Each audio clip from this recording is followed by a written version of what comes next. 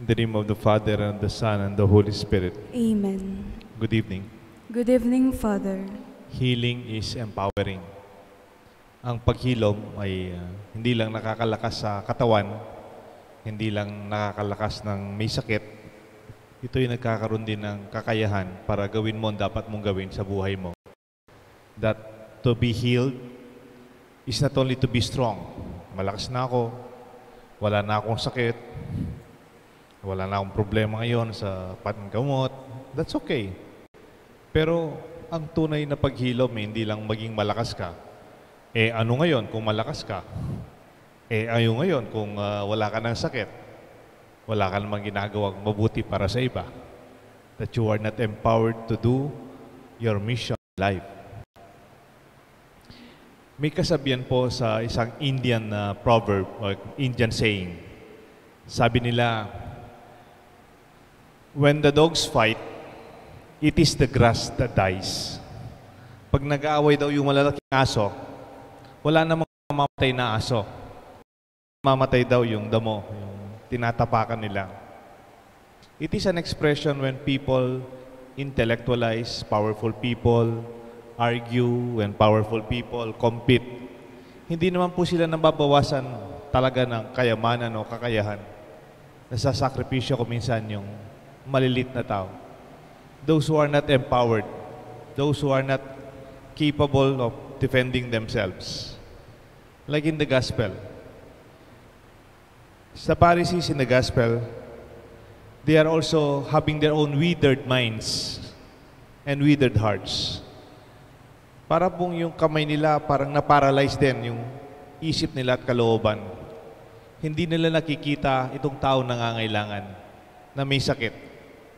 Gusto siguro nilang makipagdebate. Dapat bang tulungan ang taong may sakit? Panahon ng Sabat na dapat magpahinga tayo? Diba sabi ng Ten Commandments, you shall keep the Sabbath day holy. No? Ang isang ginawa nila, do not work. And they literally follow that extremely to the law.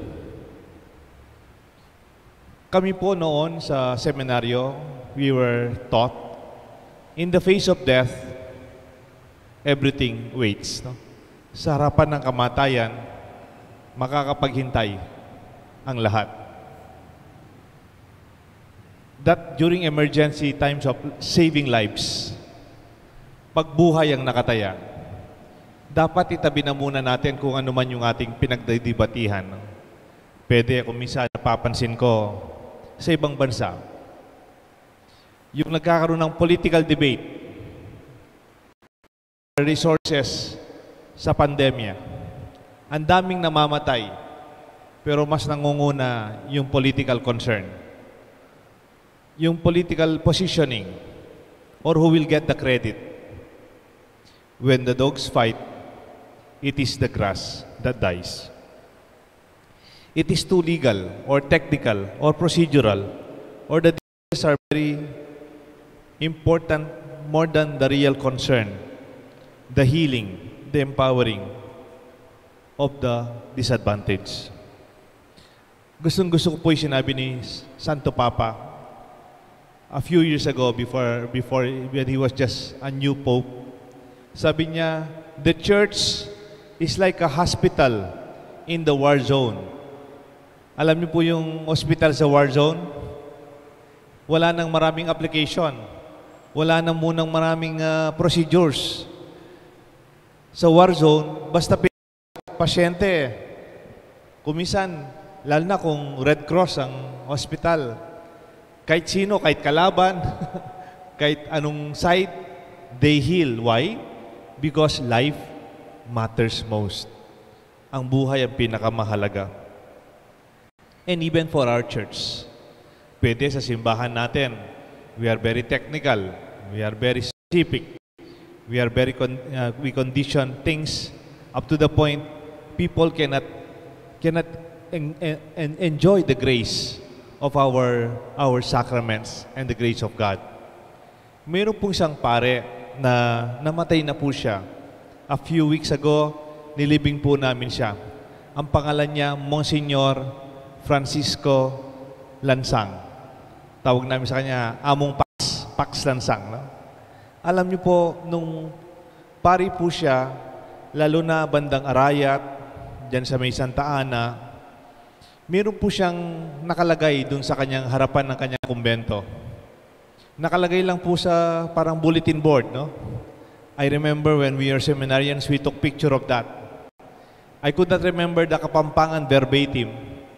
Pero sabi niya, parang ganito po, no? Kareng mangailangan, ang maging sangkaning pera o yung kayalan pera para tanggapan ng grasya. For those who are in need, having money or having no money is not a reason for you not to receive grace. Paglanya, pag-bless, o pag may masakit, gustong magpadasal, o gustong magpakasal, o magpamisa kung wala talagang wala. Sabi niya, nung talagang ala, ang yanging salamat matatanggap yaketi. Even when you do not give anything here, thank you will be received here. I admire Monsignor Lansang for that. Opening the church far beyond the details of our requirements. Empowering is healing. Sino ba talagang nangangailangan ng pahinga during Sabbath? You shall rest on Sabbath day.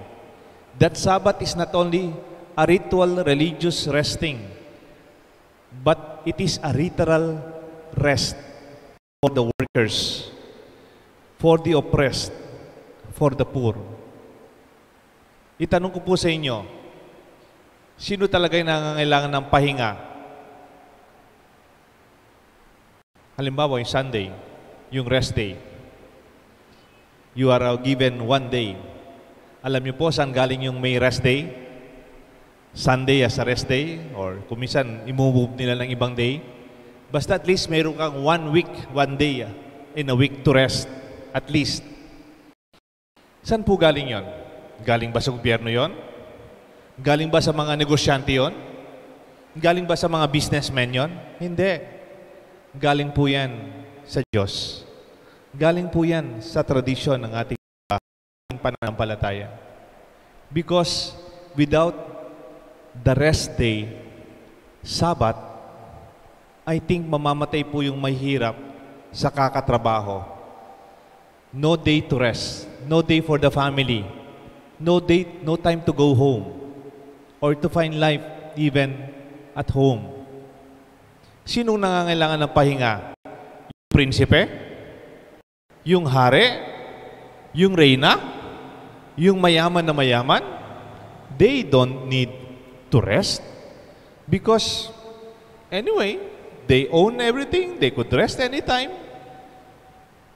And I think the real, literal meaning of Sabbath is rest for those who are very, very tired. Even those who are sick. Yung may sakit na gusto nang magpahinga sa masakit na katawan, from paralysis, suffering from their illness, they want to rest. So gusto nang magpahinga. When you have a withered hand, you want to rest, that they will be empowered to do what you have to do and go beyond the limitations. Kaya nga sana ang ating ebanghelyo ngayon, we pray and we challenge, bring forth healing to people. Invite them to go beyond the withered mind, the withered heart, and the withered perspective. Yung para bang hindi na-stretch. Sabi ng Jesus, stretch out your hand. No? Maybe that is true for the man with the withered hand. Pero siguro sinasabi rin ni Jesus sa mga kasama niyo kasi nanggigigil na si Jesus eh. Kasi they could not stretch their hand to the one who is in need. They could not stretch their mind to the need of the person who is ill. And they could not stretch their heart for those who are poor. Let this Mass be ours. Let us pray for those who may need rest, who may need healing, and empowered by the grace of our prayers to them. Let this be our good news. Let this be our invitation. Come, let us stretch out our hands and minds and hearts for those who need real rest. For they are so tired, they are so weak, and they are so burdened that the grace of our faith be upon them, the Father, the Son, and the Holy Spirit. Amen.